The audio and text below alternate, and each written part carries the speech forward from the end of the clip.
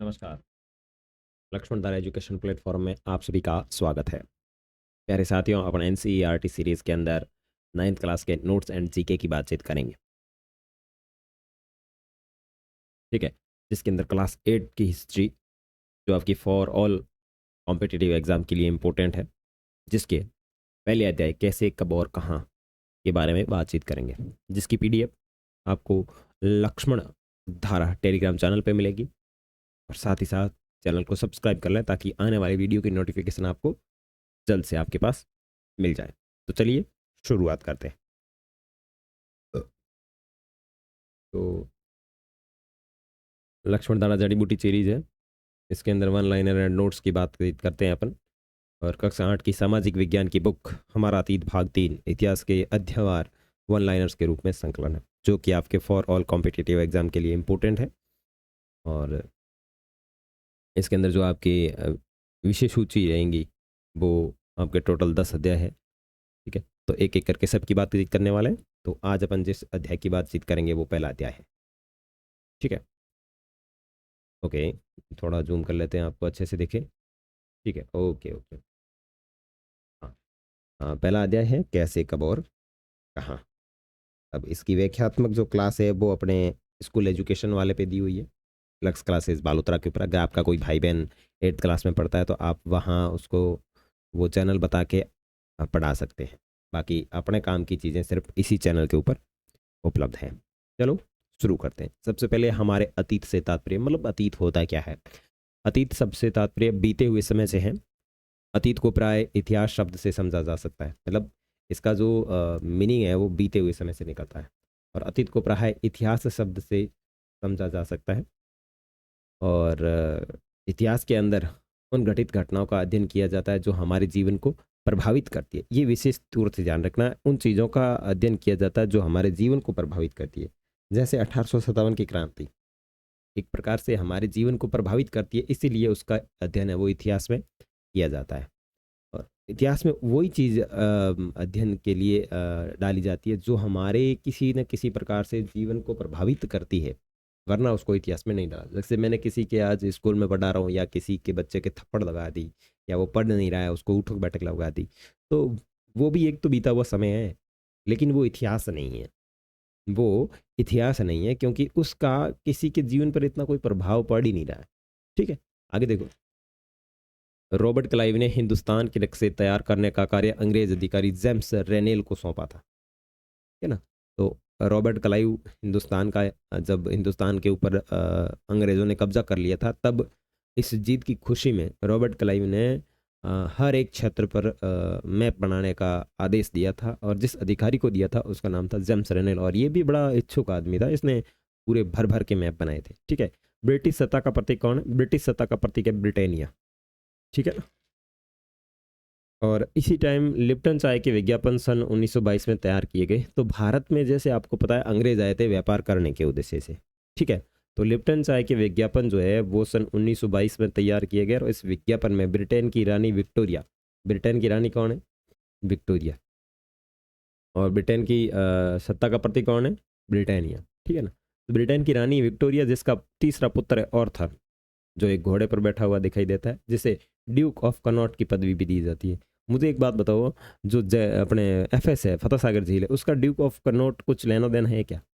राजस्थान में फतेह सागर झील से भी इसका संबंध स्थापित होता है। मेरे को ऐसा लगता है कि अपने पढ़ा है कि फतेह सागर झील जो है उसको ड्यूक ऑफ कनॉट झील भी कहा जाता है, ड्यूक ऑफ कनॉट लेक भी कहा जाता है। तो वो ड्यूक ऑफ कनॉट जो है वो यही है। ठीक है ना। आगे देखो।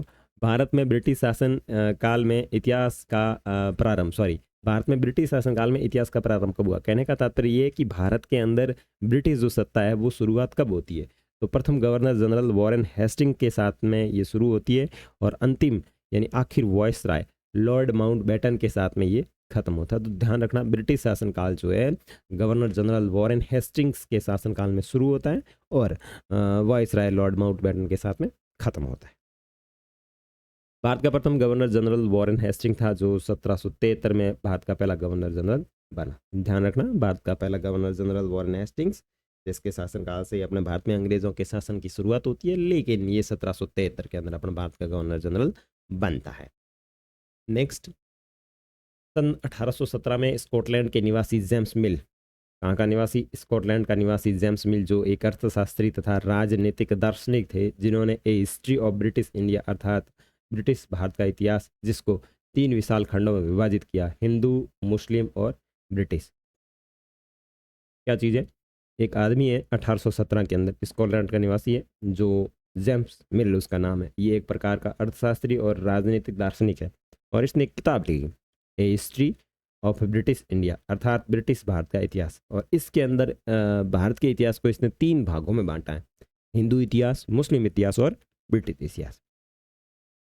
जेम्स की पुस्तक में उल्लेख मिलता है कि अंग्रेज़ों से, ये चीज़ थोड़ी सी ध्यान रखने योग्य है कि अंग्रेज़ों के आने से पहले यहाँ हिंदू, मुसलमान, तानाशाह का ही राज चलता था, और यहाँ चारों ओर केवल धार्मिक बैर, जातिगत बंधनों और अंधविश्वास पर ही लोग आपस में लड़ा करते थे। तो ये स्थिति थी। ये बताता कि हम जब भारत में आए तब लोग आपस में बड़ा लड़ाया।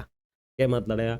कोई कह हूँ मुसलमान हो, कोई कह हूँ हिंदू हो, कोई कह हूँ राजा हो, कोई कह मैं हाड़ो धर्म एड़ो है, कोई कह हूँ मोटो जाति में आदमी हूँ एड़ो काम करो कौन, कई कह ना वो बाप सिखे जो दूँ लड़ाई करो।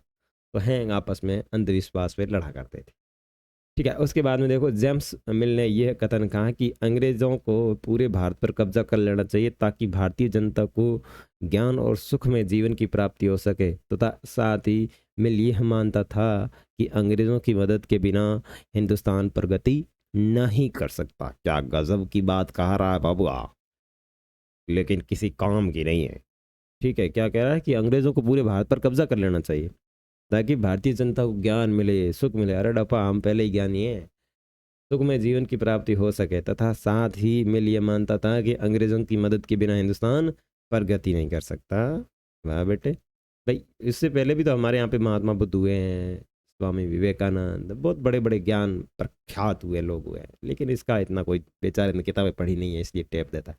आगे देखो, हिंदुस्तान के कालखंडों को विभाजित किया जाता है, और प्राचीन इतिहास देखो। अगर भारत के इतिहास की बात करें तो भारत का स्वयं का जो इतिहास है वो 3 भागों में बांटा जाता है। कौन कौन सा?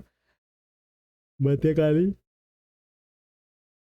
मध्यकालीन इतिहास, आधुनिक इतिहास और प्राचीन इतिहास। ये थोड़ा सा हो गया, प्राचीन इतिहास, मध्यकालीन इतिहास और आधुनिक इतिहास। ठीक है, का इतिहास जो कि भारतीय इतिहासकारों के द्वारा विभाजित है। ध्यान रखना, भारतीय इतिहासकारों के द्वारा जो विभाजित इतिहास काल है वो मध्यकालीन, प्राचीन कालीन और आधुनिक, नहीं प्राचीन, मध्य और आधुनिक। ठीक है, औपनिवेशिक युग से तात्पर्य क्या है? अंग्रेजों के द्वारा भारत को गुलाम बनाकर भारत पर शासन करना एक औपनिवेशिक युग था, जो वॉरेन हेस्टिंग के काल से शुरू हुआ तथा लॉर्ड माउंटबेटन के साथ में खत्म हुआ।